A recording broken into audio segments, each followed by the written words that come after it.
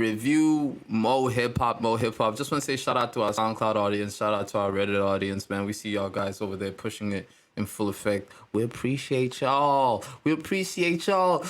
We do these music reviews for y'all. Miles, we have a long history with SoundCloud, bro. Yeah, word. SoundCloud has been with us. It's been a third part of this friendship from the jump, really. I can say we've been on SoundCloud for a decade. Yeah, just about. Shout out to Selection. Shout out to who was early on them SoundCloud days. Esta, Mr. Carmack. Yeah, no doubt, man. We was definitely curating playlists. We was way before Apple Music and all that. You used to come to us. We was hot. You know what I'm saying? We was local, but we was hot. You knew when you was listening to something that came from us. Probably a steamy playlist of sorts. But that being said, man, I do want to appreciate the fact that we always felt that, man, we wish we didn't stop the music curation part of that SoundCloud journey so early. And now that things come so full circle and this audience is allowing us to do it, man, we do want to appreciate y'all. How we show y'all that appreciation is by diving into some of this music. J.I.D, the Forever Story. What we saying? This one was important. I ain't gonna hold you. DiCaprio 2 wasn't it for me. Talk on it. And I ain't mad if you like that project. I'm really not. As somebody who have been listening very attentively to this artist, there wasn't anything I felt new on DiCaprio 2, right? And it was another one of those situations where some of the best songs on the project I'd heard before the release of the project. To me, it didn't live up to the Never Story, and I think maybe there's a reason why that project didn't get the title that this project got, right? This is a proper follow-up, and I think it delivers. What you think? We spoke about this actually a few weeks ago when we said, and it's crazy, man, how these conversations be happening. We literally brought up J.I.D. and we said what he needs to do next is drop something that does not lean too heavily on just rapping us to death. He needs to be more vulnerable and needs to expand his music, his music experimenting in a very artistic way. He needs to lean on his artistic capabilities. And so in saying that he was going to do the Never Story, which was a backup to the best album that he's dropped, at least what everybody feels to be the best album is about to the Never Story, which was his breakout album. It's much like we spoke about Joey Badass last year. The album that these guys, how you name an album and the connection to it and the intention behind it is important. So when you say I'm doing the Forever Story, you're referencing my best album, meaning that this has to be compared to my best album and this comes from my best album. And so for going into it, I definitely I held this in a different analytical eye than I would have if it was just another album that I would have dropped, because this is in reference to such a good album and because his peers are dropping incredible music at the time. I would be hard pressed not to say that in a time where there's a Mick Jenkins, where there's a Joey Badass, where there is a Boogie, where there is an Isaiah Rashad, where there's a Sir, where there's a lot of very, very talented people, Reason, this album fits right into there. Congratulations, Jid. Good piece of work. I agree, man. I agree. This is if his goal was to remain in the running for that title, I think this project accomplishes that. It shows a level of growth, a level of maturity that I think he frankly needed to show that he has longevity in the game. How real do we want to get? Because I want to praise it, but I have some criticisms of it too. You know, It's what do you takes what, it. Go ahead. Let me start. Let me lead with love. My favorite thing about this album is how you see Jid leaning a lot into his vocal performances. You know, songs like Cody Blue 31, where it's a ballad of sorts. Also, the Dirk feature I think was very smart. in not relying on Dirk for a traditional Atlanta beat, because Dirk has collab albums with Baby, so Dirk fits very well into that Atlanta flow. But utilizing Dirk in a very different way, I think, was very smart.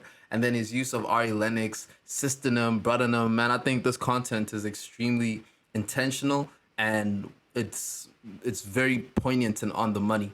And I think the mark of a good artist sometimes is the ability to know how well you can rap, but like still be able to deliver something that's simple and beautiful. So I think the beautiful moments in this album are very beautiful, and the hard moments in this album, they do slap.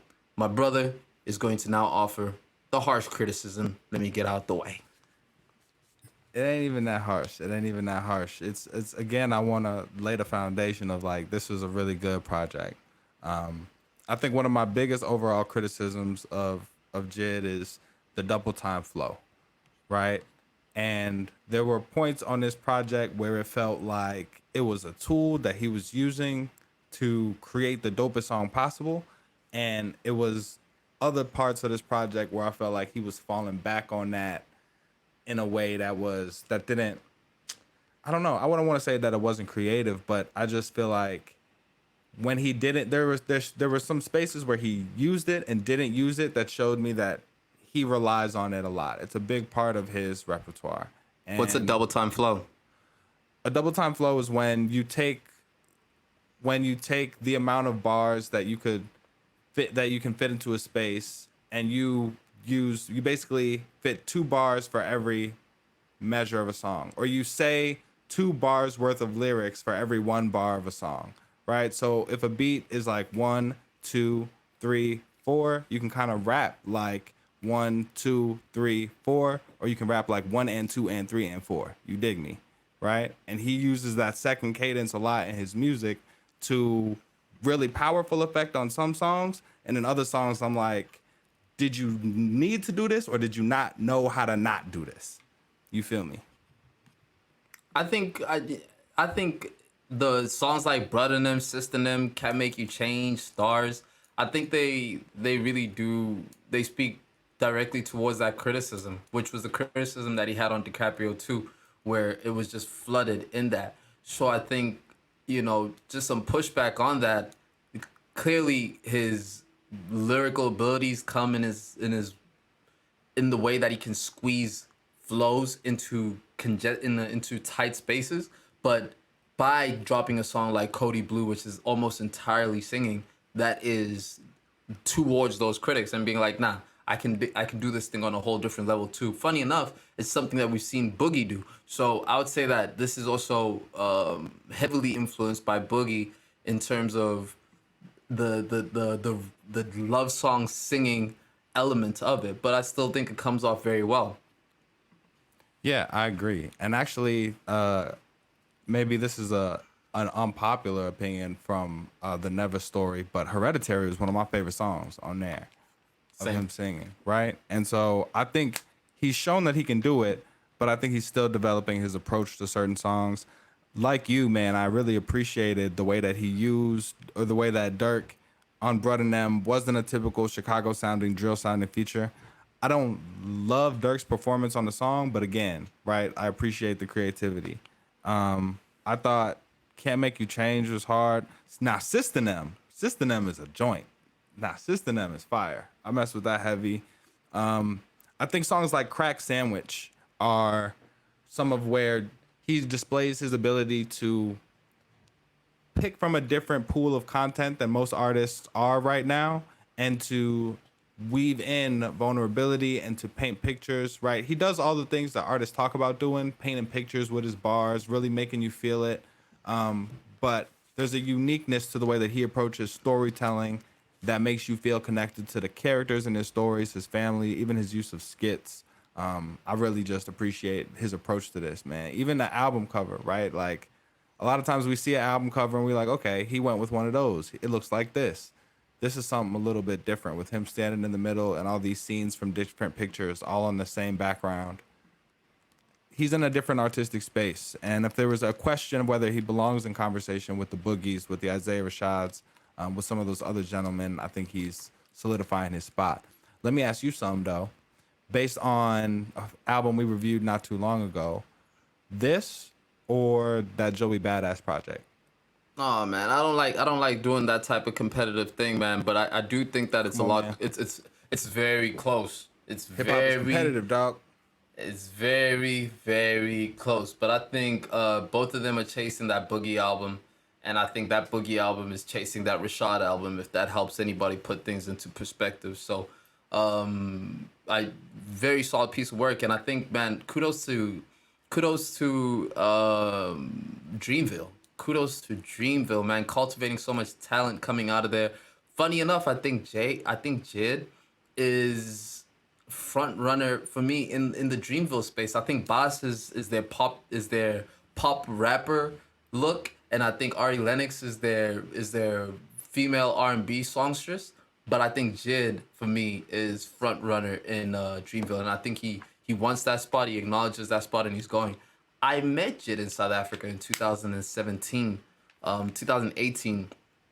Real cool cat, man. Real cool cat. So, shout out to the brother for winning. You know, one of those people where he's um, just cool, just very cool. You know, no, not ego led, very welcoming, open to understanding the culture. Even in a very precarious part of town, you know, but he was still a very cool dude, man. So to be able to see somebody that you meet, like, nah, this a cool dude. To see him grow and keep putting out music like this, man. Shout out the boy Jitty Jid. Man, no doubt, no doubt. Always good to hear that the homie is really how the homie is. So What I'm glad. about you? What about me? What? Can't run away from the smoke. What? What? Oh, me or this or the Joey Badass project? Um, dang. I'm gonna keep it real and go. I'm gonna keep it real and go Joey, but that's tough. I mean, I've had 2-3 weeks with that, and I've only had 1 week with this. So, like you said, it is very close. I think I think Joey Badass, that album is one that I can see myself throwing on more easily. But if you ask me which one shows an artist, um, if you ask me which one makes me more excited for the artist's next project, I might have to go with the Forever Story. So I don't know. If you force me to choose 2000, but this one's got a lot of potential. I appreciate where he's at, and I appreciate, yeah, man, that the creativity. I'm gonna still take, man. I feel like, man, this sound like I'm hating, but I will take Ari over Jid in the Dreamville race. I think her ceiling is non-existent. So we'll see. We'll see. But loved this project for sure. If I had to throw a rating on it, I'm gonna give this a 4 out of 5, no doubt.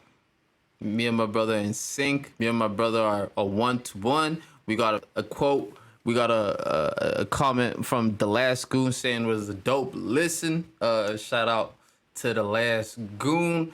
Hey man, Miles Xavier, we gave these people a whole bunch of different information, man. You say you appreciate this album. We also know we appreciate absolutely everybody that be listening to this here show, man.